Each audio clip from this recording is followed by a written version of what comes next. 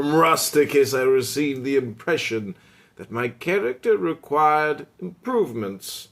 and discipline, and from him I learned not to be led astray to sophistic emulation,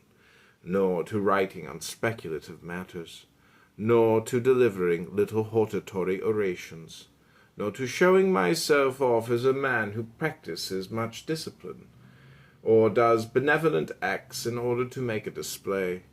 and to abstain from rhetoric and poetry and fine writing, and not to walk about in the house in my outdoor dress, nor to do other things of the kind, and to write my letters with simplicity, like the letter which Rusticus wrote from Sinuessa to my mother,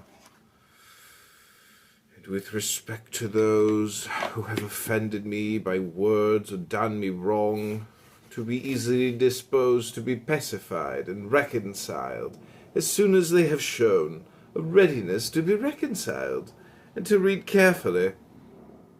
and not to be satisfied with a superficial understanding of a book, nor hastily to give my assent to those who are acquainted with the discourses of Epictetus, which he communicated to me out of his own collection.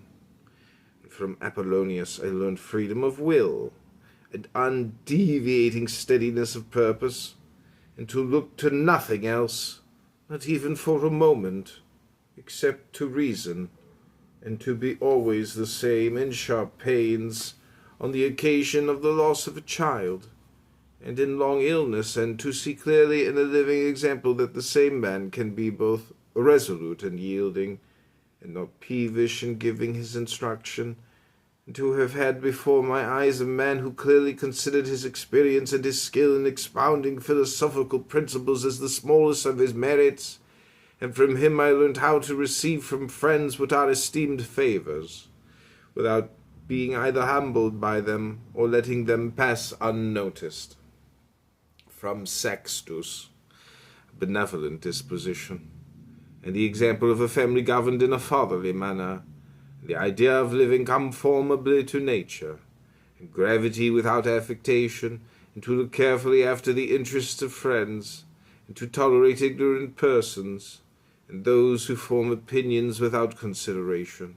He had the power of readily accommodating himself to all, so that intercourse with him was more agreeable than any flattery, and at the same time